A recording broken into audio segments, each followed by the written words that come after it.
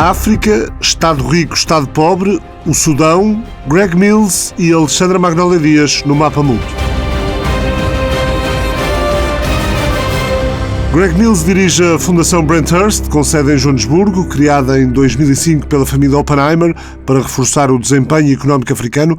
Greg Mills dirigiu numerosos projetos de reforma com chefes de governo africanos, incluindo Ruanda, Moçambique, Suazilândia, Malawi 2 vezes, Quénia, Lesoto, Libéria, Zâmbia, Zimbábue, Gana, Etiópia, Nigéria e quase continuamente a vários níveis de governo, provincial, local, central, na África do Sul. Fez parte da Comissão Africana Dinamarquesa e do painel de alto nível do Banco Africano de Desenvolvimento sobre Estados Frágeis. Serviu 4 destacamentos no Afeganistão, com o exército britânico, como conselheiro do comandante.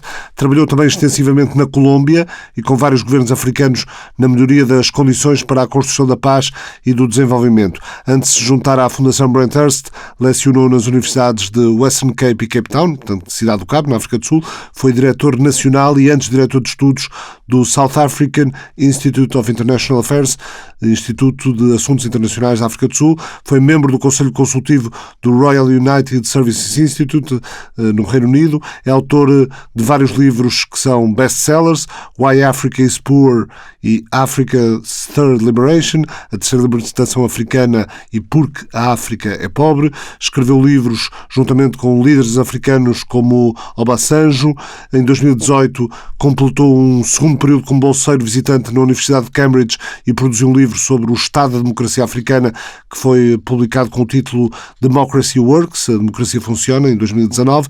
A aspiração asiática, porque e como a África devia imitar a Ásia, foi o livro publicado em 2020, juntamente com o antigo primeiro-ministro da Etiópia e também com Obasanjo, que identifica as lições relevantes da história do desenvolvimento e crescimento da África.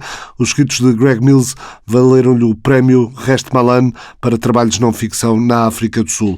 Foi nomeado para o painel consultivo da Commonwealth War Graves Commission, tem uma licenciatura com honras da Universidade da Cidade do Cabo e um mestrado e um doutoramento da Universidade de Lancaster, no Reino Unido, no Instituto Português de Relações Internacionais, em Lisboa. Esta semana acabou a conferência com música.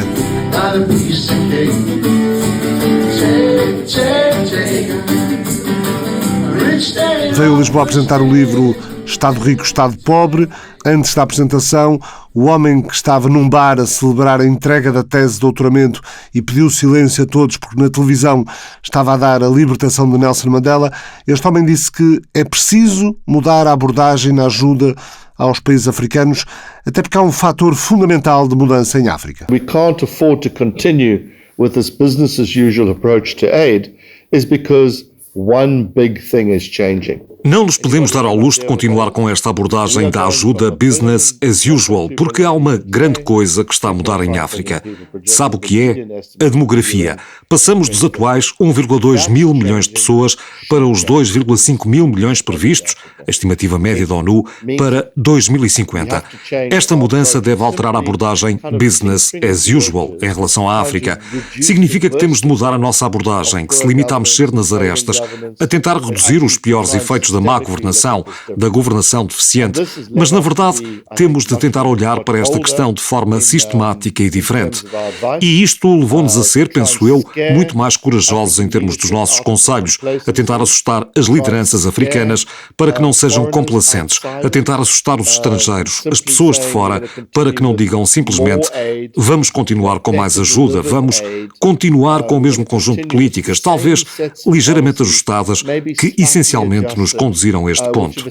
A maior parte dos jovens do mundo será de África em 2050. A maior parte do aumento da população mundial virá de África. Algumas das partes mais efetivas em termos de alterações demográficas em África serão no Sahel, onde as taxas de aumento do número de habitantes se situam entre os 6% e os 7%, em locais como o Níger, certamente nas margens de 7 nascimentos por mulher neste momento. Assim, alguns desses efeitos vão fazer-se sentir nos ambientes mais pobres ou fracamente governados, os mais vulneráveis às alterações climáticas, os mais vulneráveis aos aspectos ideológicos radicais e, em alguns casos, aos aspectos religiosos da mudança de política, do pensamento político, do pensamento governamental e, certamente, que temos de fazer algo diferente, porque vamos herdar um futuro muito mais difícil de gerir. Certainly we have to do something different unless we're going to inherit a vastly more difficult future to have to manage. A fundação dirigida por Greg Mills trabalha em vários países africanos, nomeadamente na Zâmbia, no Malawi, na África do Sul e no Zimbábue. Mills diz que as reformas são, como disse Lee Kuan Yew, o antigo primeiro-ministro de Singapura, são como uma maratona sem meta. É preciso estar sempre a reformar. E os doadores não têm percebido isso em relação à África. The donors tend to see the problem in much the same way that they have historically done, which is... Os doadores tendem a encarar o problema da mesma forma que o fizeram historicamente, ou seja, um pouco de governação, um pouco de política. Sim, é preciso fazer a política certa, embora isso se tenha diluído ao longo do tempo, precisamente por causa da China. E precisamente por causa da visão dos interesses estratégicos das grandes potências que estão a competir pelo acesso à África.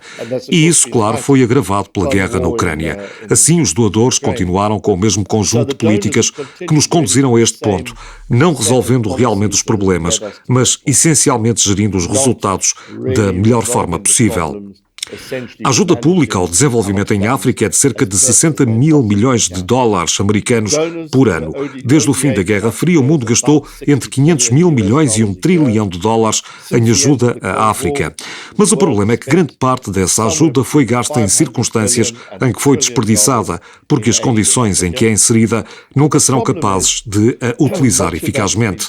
Mas é precisamente por isso que precisam dela, em primeiro lugar. Tornou-se assim uma espécie de tautologia interminável de desperdício, de fracasso, de má governação. E nós temos de encontrar, de alguma forma, os meios para quebrar o ciclo. A forma como as pessoas de fora escolheram os interesses estratégicos em detrimento dos interesses africanos agravou, evidentemente, esta situação. Por outras palavras, vamos apoiar aquele líder porque é o nosso homem. Isto foi mais notório durante a Guerra Fria, mas regressou hoje em dia, sobretudo após o aumento do interesse da China e, como já disse, sobretudo após a guerra na Ucrânia.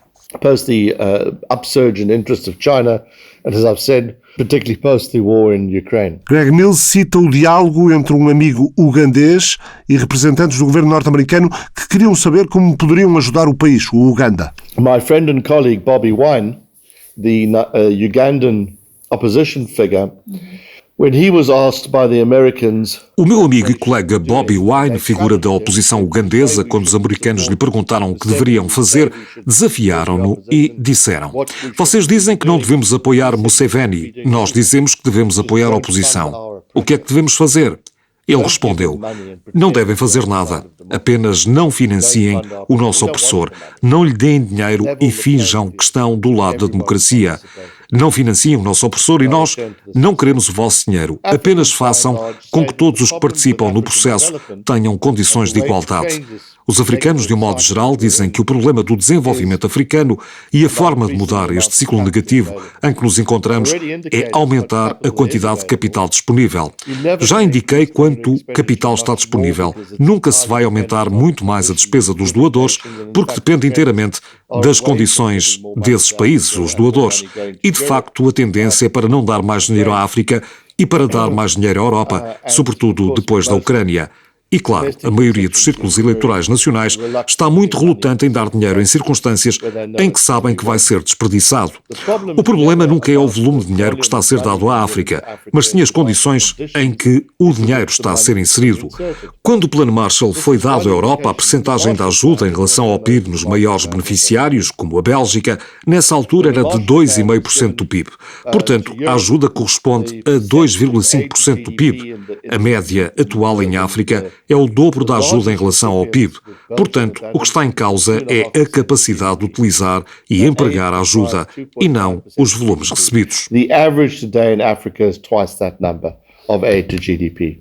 So it's our ability to utilize and employ aid.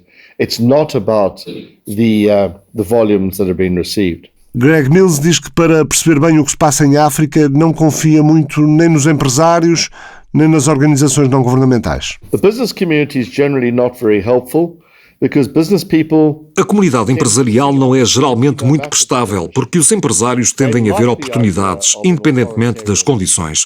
Gostam da ideia de um líder autoritário, porque isso proporciona um ponto de entrada único. Gostam de um homem forte, o Big Man, porque ele oferece-lhes preferências se estiver a ganhar algum dinheiro por fora. Por isso nunca dei ouvidos às empresas e empresários quando se trata de conselhos sobre como entrar na política ou na economia da África, certo?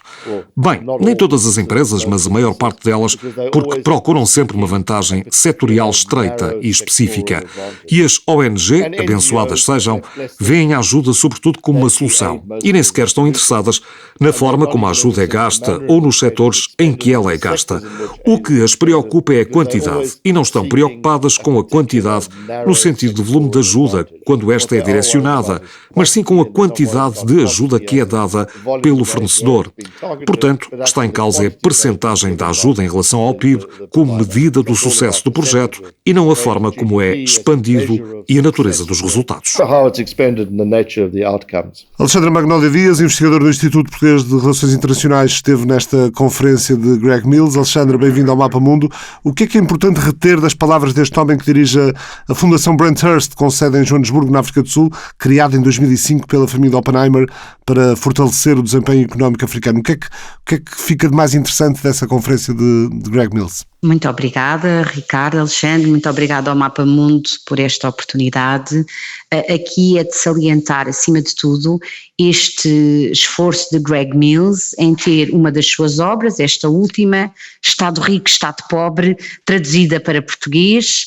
E o que é interessante em termos desta abordagem? Por um lado, começa com uma abordagem comparativa. O livro fornece casos de exemplo, de sucesso em vários continentes. Começa com África, Ásia, Europa, América Latina, África do Norte e Médio Oriente.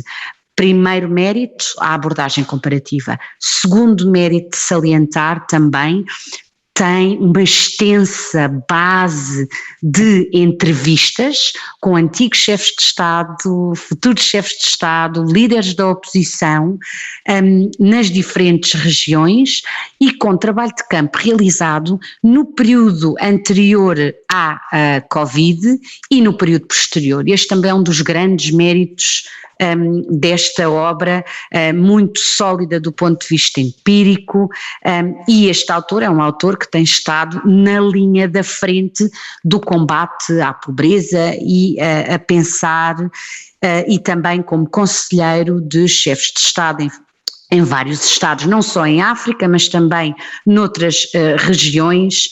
Temos aqui também uma obra que é o culminar, digamos assim, de uma carreira na área da pesquisa orientada para a tomada de decisão política e também na área da reflexão.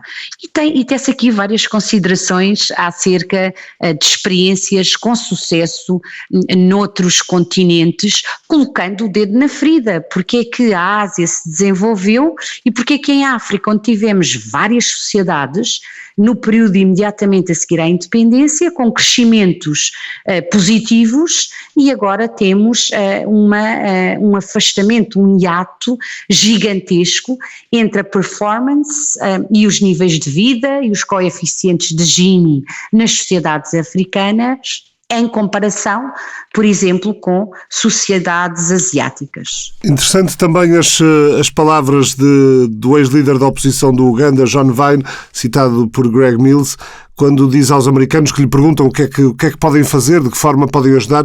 Ele diz que o melhor é não fazerem nada, basta não apoiarem os opressores. Exatamente, começa por aí pelas contradições das próprias orientações de política externa dos diferentes atores, os doadores tradicionais, as potências emergentes, em que desde que consigam garantir o acesso aos recursos sobre os quais têm interesse, e muito no caso da China, salienta o caso da China, que se continua a apoiar os chamados big men, aquela política de apoio aos líderes autocráticos, autoritários, que prevalece e que tem precedência sobre o fazer avançar os processos de democratização, liberalização política. E também chama a atenção para a necessidade de repensar as políticas de ajuda ao desenvolvimento para a África, a começar pela região mais próxima da Europa, que tem sido objeto de destino da ajuda humanitária, ajuda para a reconstrução do Estado, da paz, que é o Sahel. E tem que começar por aqui. A Europa tem que pensar o que é que tem feito de errado para que esta região seja uma região onde temos não só a convergência de movimentos militantes islamitas, como também um regresso à forma de captura de poder da década de 80 do século passado, que é o recurso a golpes de Estado. E aqui com efeito de contágio, começaram no Mali e temos tido aqui um efeito de contágio. Há também aqui uma chamada de atenção para a necessidade de repensar os modelos dessa ajuda ao desenvolvimento, e continuo a insistir que as soluções não são técnicas, as soluções são políticas e começam com os próprios atores que têm estado nas rédeas do poder dos Estados africanos desde a independência. E depois tem aqui uma tese nada ortodoxa, que é a de premiar os bons alunos, ou seja, esta ajuda deve ser canalizada para os casos de necessidade de ajuda humanitária extrema, como o Sudão e outros casos em África que gritam pela atenção da dita comunidade internacional e que são destinos urgentes dessa mesma ajuda humanitária que cada vez mais escasseia. Mas o que é que defende Greg Mills?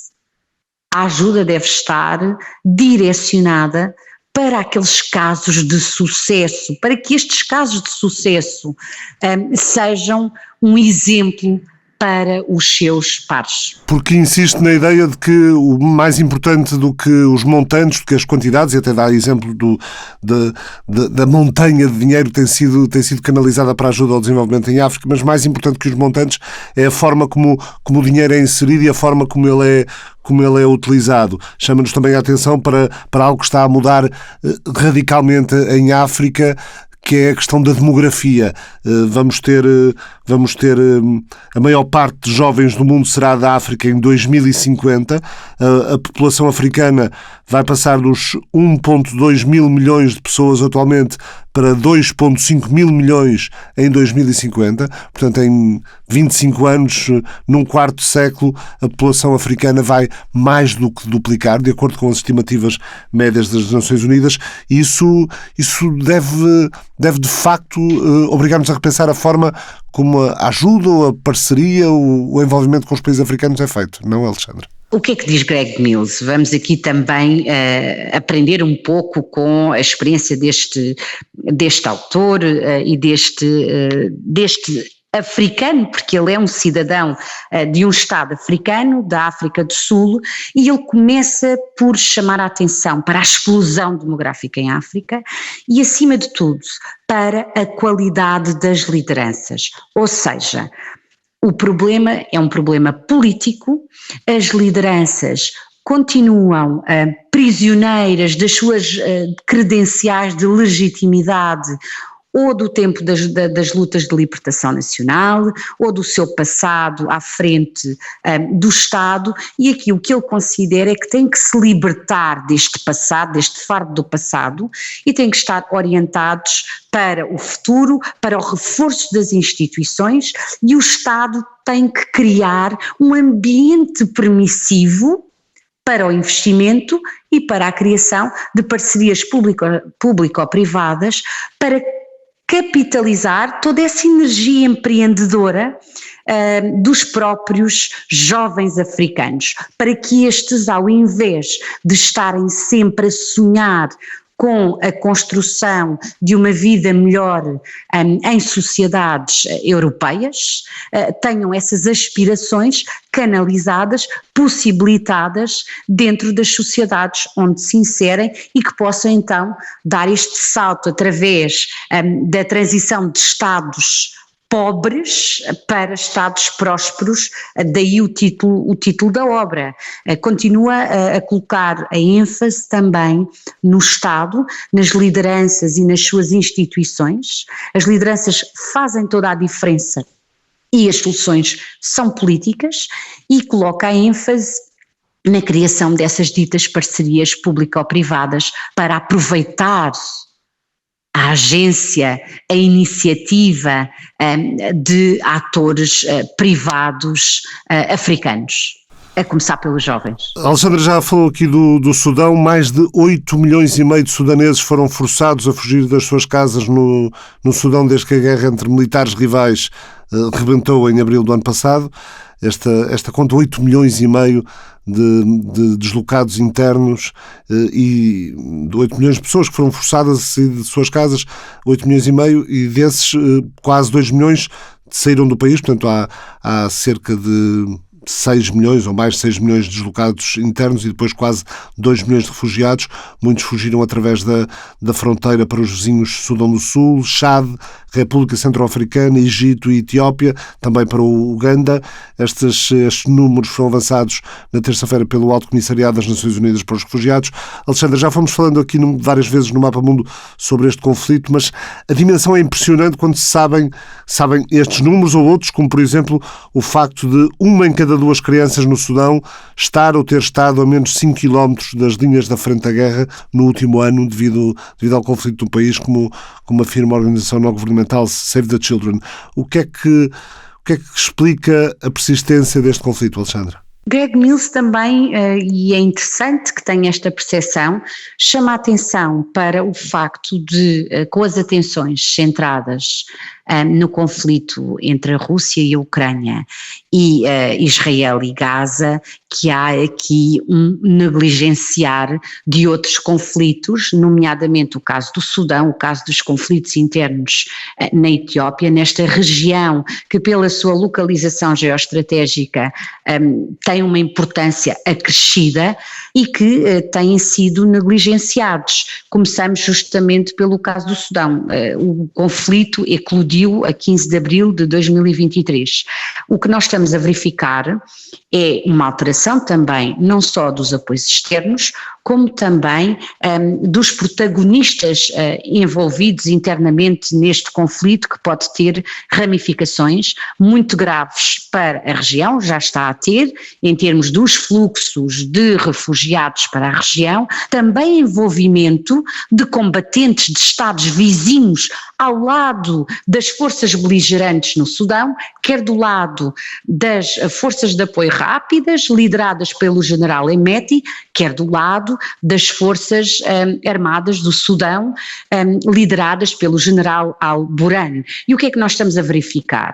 Particularmente em Darfur, estamos a verificar também uma multiplicação das forças militares indisciplinadas, que estão associadas às forças de apoio rápidas, com combatentes que são recrutados no Chad, no Niger, também do teatro de conflito ou do conflito na Líbia, e que estão aqui envolvidos, e da República Centro-Africana. Sabemos que há aqui também um reacender de violência étnica, que faz lembrar, ou que tem reminiscências até, que podem ser traçadas até ao genocídio de 2005 em Darfur.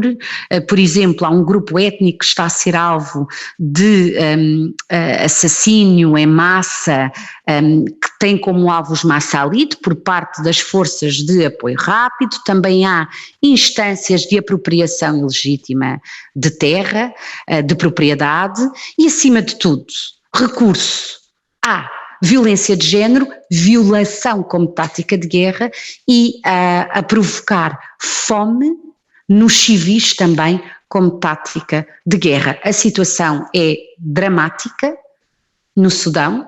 Por outro lado, há uma novidade em relação a este conflito relativamente a outros conflitos anteriores, que é a não compartimentalização da guerra. As guerras anteriores no Sudão não afetavam a capital. Neste caso temos aqui também a capital como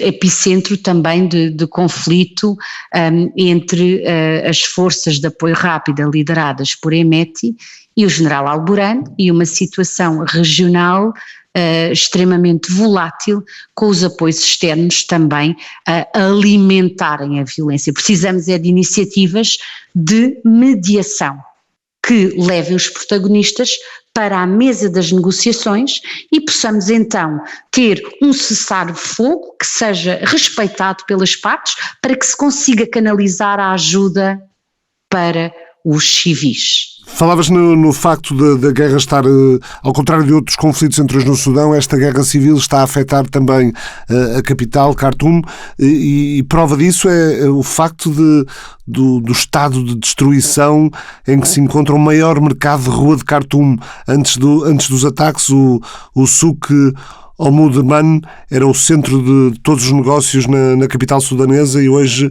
é basicamente um bairro fantasma destruído pelo conflito, ou seja, os generais beligerantes estão claramente também a destruir o principal pulsar económico da capital do país. Exatamente, e depois temos aqui também que ter em conta, é muito difícil ter uma imagem muito clara do número de baixas, é muito difícil também garantir que os civis tenham acesso a essa ajuda humanitária tão necessária e tão urgente. Por outro lado, a capital está a ser palco de conflitos de forma diária, é difícil perceber os avanços. Verificamos que aqui no mês passado as forças armadas do Sudão, lideradas pelo general Al-Burhan, conseguiram alguns avanços na capital, o controlo por exemplo, da televisão, que era aqui importante, mas também sabemos que alguns desses avanços foram conseguidos através de criação de grupos auto-armados. Também há aqui uma proliferação de atores não estatais que estão alinhados com uma das duas forças. Do lado do general Hemeti, as forças são indisciplinadas, já citei aqui alguns exemplos de Darfur, e a situação está explosiva, com os Emirados Árabes Unidos a colocarem o seu peso financeiro de apoio por detrás de Hemeti. Sabemos que o Egito está mais próximo do general Al-Burhan, o representante das Forças Armadas do Sudão, e, por exemplo, a Etiópia, num volte-face, está mais próxima daquele lado que é apoiado pelos Emirados Árabes Unidos, está mais próxima também de Hemeti, e não nos podemos esquecer de outros conflitos na região, nomeadamente a rivalidade entre o Egito e a Etiópia no que toca a barragem da grande renascença etíope. Eritreia também está do lado oposto ao da Etiópia, do lado apoiado pelo Egito, apoiando então o líder das Forças Armadas do Sudão, que seria o presidente de facto, digamos assim, nesta fórmula que é muito contestada e que não inclui os civis, e temos aqui os próprios civis que tentam fazer chegar ajuda humanitária, mesmo os comitês de resistência com os quais nos acostumamos, com o movimento que surgiu a partir da sociedade civil do Sudão, que levou à deposição de Omar al-Bashir, a tentarem fazer chegar ajuda aos civis e a serem também eliminados pelas partes beligerantes. Portanto, a situação requer uma iniciativa que leve as partes à mesa das negociações e que garanta um acordo de cessar-o-fogo que seja respeitado pelas partes, para permitir então que os civis tenham acesso a esta ajuda humanitária tão necessária num contexto muito polarizado, quer internamente, quer ao nível da região. Há 18 milhões de pessoas no país em situação de fome severa. 18 milhões é quase o dobro da população de Portugal. O Sudão está em risco de ser a maior crise alimentar do mundo, numa altura em que, como a Alexandra referia há pouco, toda a atenção internacional está voltada para o Médio Oriente, para além da guerra na Ucrânia, e constatava isso mesmo esta semana, ou no fim de semana passado, a diretora do Programa Alimentar Mundial, Cindy McCain. Ou seja, Alexandra, há 20 anos o mundo demorou, se calhar, menos tempo para responder à crise de fome no Darfur, precisamente um território sudanês.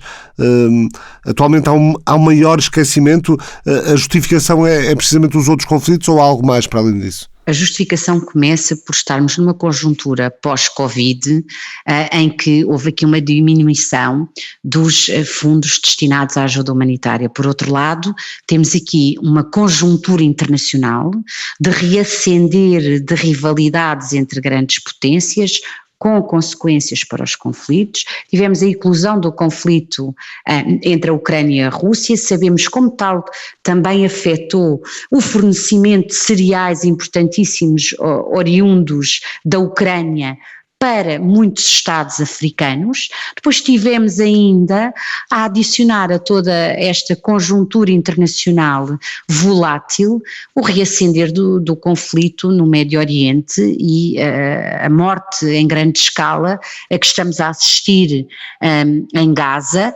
E claro que as iniciativas internacionais de bons ofícios de mediação não estão centradas em África, ainda que a importância geoestratégica da região, a escalada e a intensidade dos conflitos, não só no Sudão, mas também noutros contextos em África, chamem urgentemente a atenção, à consciência da dita comunidade internacional de que estes civis são igualmente meritórios de ajuda na maior urgência, mas isto claro que é mais fácil de chamar a atenção do que colocar em prática, porque mesmo todos os centros de saúde, mais de 70% dos centros de saúde no Sudão foram destruídos pelas hostilidades desde 15 de abril de 2023 a esta parte, não se conseguem garantir seguranças mínimas, condições de segurança mínima, peço desculpa, aos funcionários humanitários que estão envolvidos, aos atores humanitários que estão envolvidos na linha da frente e empenhados em fazer chegar ajuda aos civis, aos próprios sudaneses que pagam com a própria vida as tentativas de ajudarem outros sudaneses ainda mais em dificuldades, e há um grande esforço coordenado internamente por parte dos próprios sudaneses para conseguirem compilar evidências relativas às atrocidades e crimes de guerra que estão a ser perpetrados, e há aqui uma conjuntura muito complexa em que o imperativo é conseguir canalizar este interesse por parte dos atores externos no conflito, ao invés de estarem a alimentar as hostilidades entre os protagonistas, por mais que os protagonistas já tenham dado provas de que quando vão para a mesa de negociações e acordam em cessar hostilidades e que depois não as respeitam, tem que se continuar a investir nesta linha e talvez incluir outros atores para além dos beligerantes nas tentativas de mediação para a paz. Muito obrigado, Alexandra Magnólia Dias. O Mapa Mundo regressa à TSF na próxima semana. O Mapa Mundo é uma parceria da TSF com o Instituto Português de Relações Internacionais.